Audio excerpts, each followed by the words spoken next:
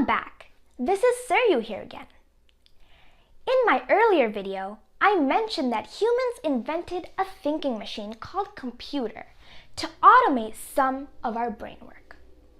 A machine that takes an input, stores in the memory, processes it, and shows the output.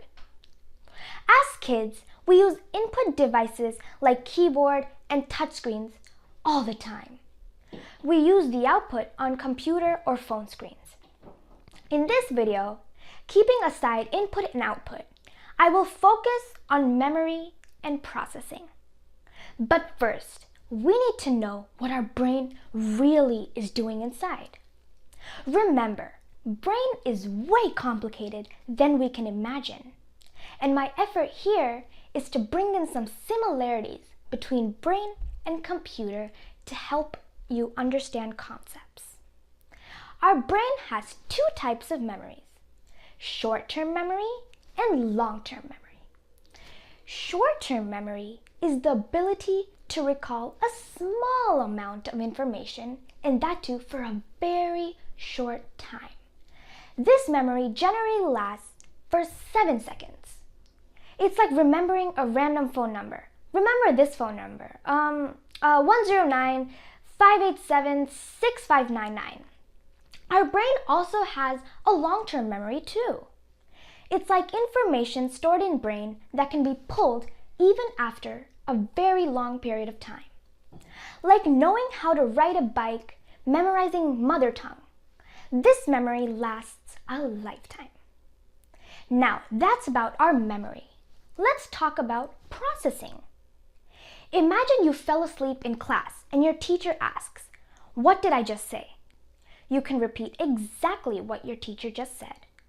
Here is where our working memory in brain comes to play.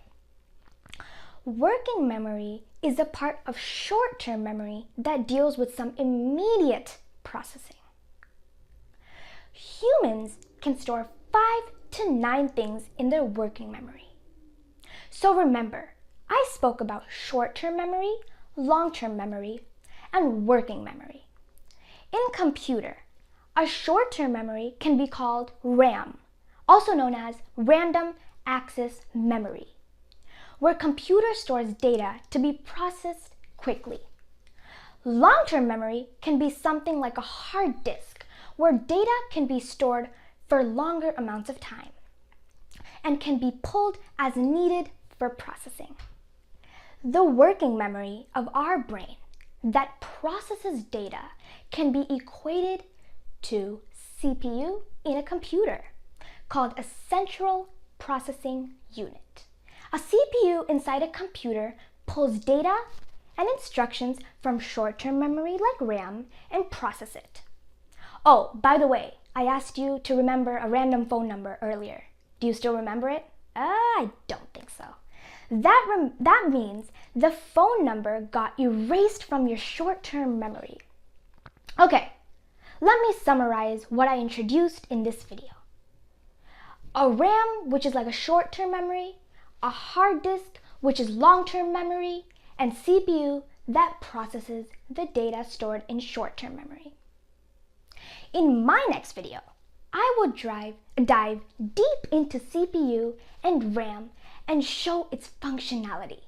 I really hope you enjoyed this video, and if you liked my video, please subscribe to my YouTube channel. Click the bell icon to be notified of each of my new posts. Thank you so much for your time and hope you enjoyed.